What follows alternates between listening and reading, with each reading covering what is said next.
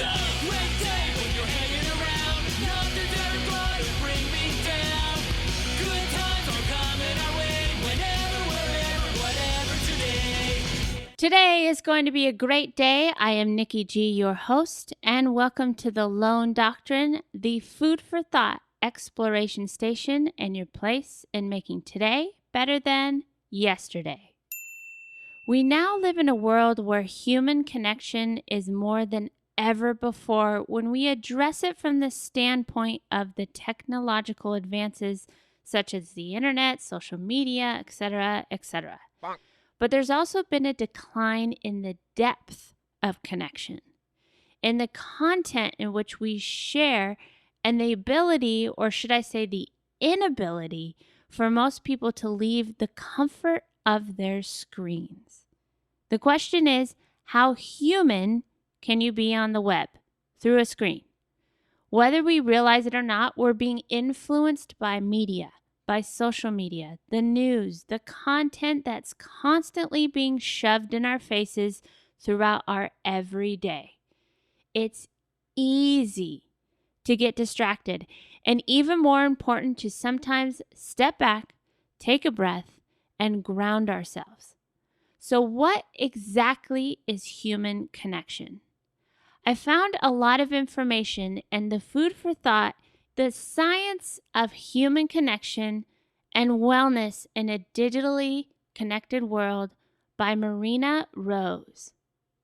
The most precious commodities on the planet are our health, love, and happiness. Regardless of what we accomplish and accumulate in life, we are unable to take it with us.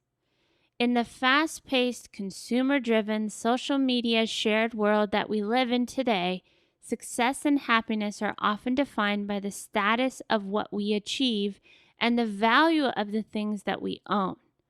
Everywhere we look, we are inundated with the same message. The measure of our self-worth is directly equal to the measure of our material wealth.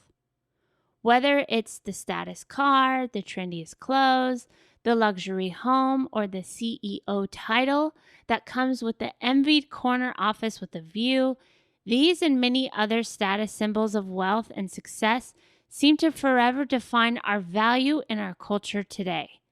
Perfection of superheroes and superstars and broadcasted through the perfectly curated lives that bombard us daily by friends on social media.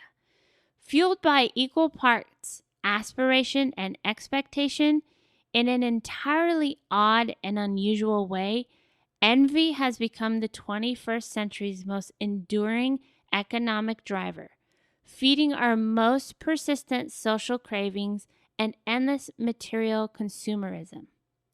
In our effort to keep up with all that is expected of us and expected of ourselves, many of us find ourselves in a perpetual motion, filling our days with the hyperactive, turbocharged, crazy busy schedules that keep us struggling to eat healthy, find and maintain balance between our work, busy careers, and all that's happening in our personal lives.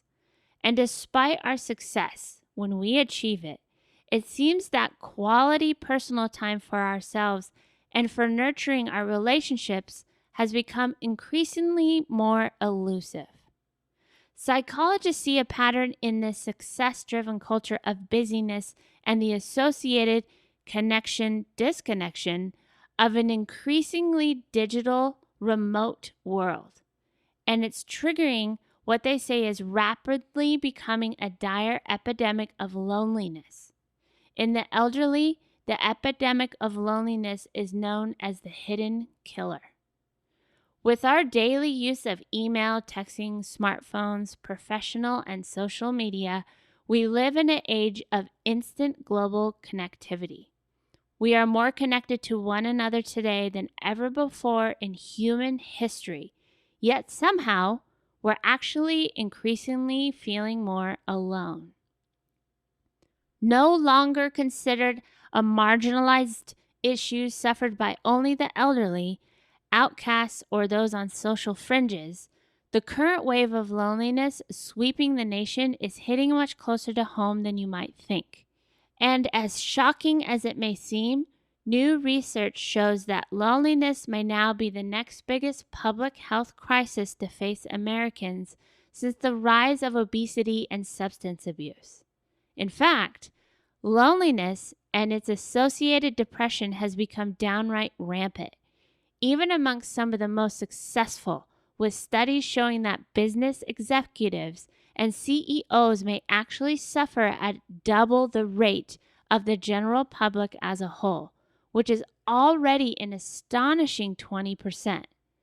What's more, this ever-growing loneliness among the hyper-successful is not just a result of social and professional isolation of living in a more global and digitized world, but rather it's a lonely at the top that's spreading largely due to the sheer emotional exhaustion of business and workplace burnout.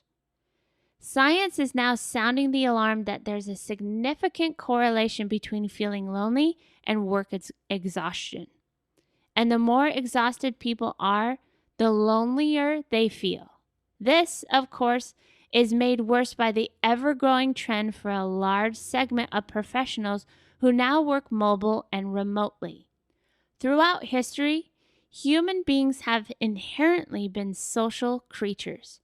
For millions of years, we've genetically evolved to survive and thrive through the togetherness of social groups and gatherings.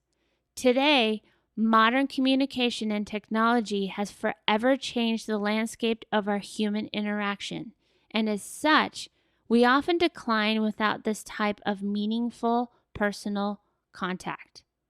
Today's highly individualistic, digitally remote, and material-driven culture is now challenging all of this, as we turn to science to unlock the mysteries of human connection and wellness in a digitally connected world.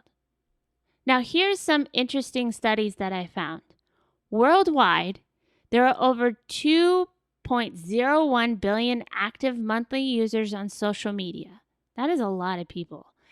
And of the 300 million of us in the United States, sometimes it feels like we've all just become new friends on Facebook.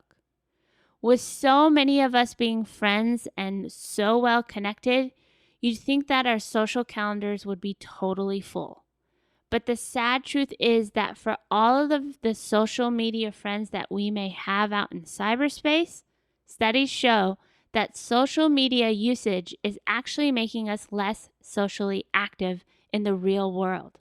And Americans in particular are finding themselves lonelier than ever.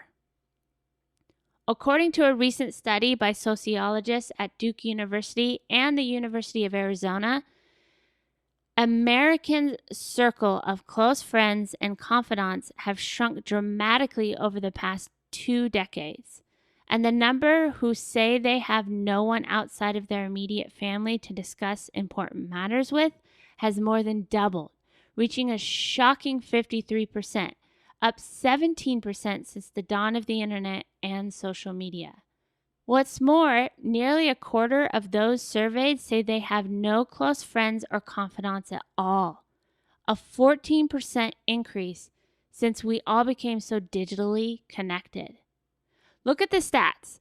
We should ask ourselves, are digital communication technologies and social media platforms like Facebook and Twitter helping us or actually hurting us? The message is clear, that it's important to use social media in positive ways. It's a strong reminder of the importance of establishing real and meaningful interpersonal friendships versus isolating ourselves in the digital social world. Real-life interactions help us to build that long-lasting relationship that fulfill our innate human need to form bonds and feel connected. When you connect with your friends and you connect with loved ones and you connect with the things in your lives, you disconnect from loneliness. So here's some things to think about this week. Choose self-love and practice self-love with regards to how you want it to show up in your life. Choose to be worthy and deserving of being loved by others on your own terms. Choose to love people unconditionally with strong boundaries. Choose to love people unconditionally without being taken advantage of. Choose to celebrate who you are. Choose to see your value and how valuable you are to yourself and others. Choose to have self-worth and self-esteem and positive self-deserving in all areas of your life. Choose to be empathetic with your friends with strong boundaries. Choose to be a great listener.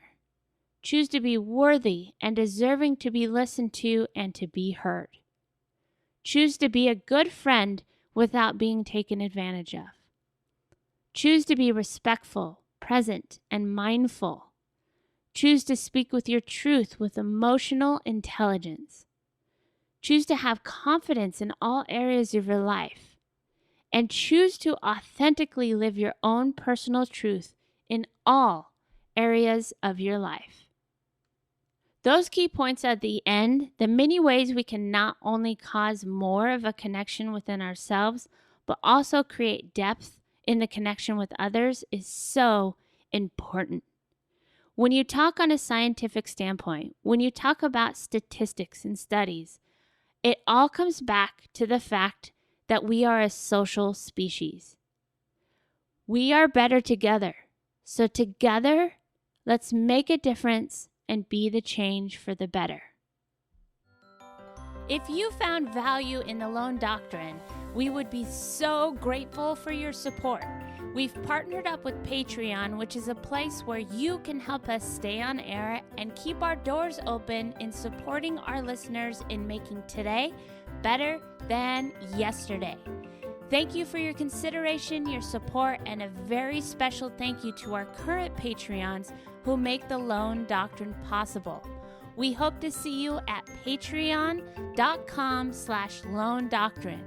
patreon.com/Lone Doctrine. Thank you for your consideration, and if you're unable to join us on Patreon, we'd also very much appreciate you leaving a review on iTunes. We not only love hearing from our listeners, but it helps others in need find us in the search engines, and it only takes less than 2 minutes, probably less than 1 minute. The more voices, the better. Together we make a difference. Thank you for being you, and keep fighting the good fight.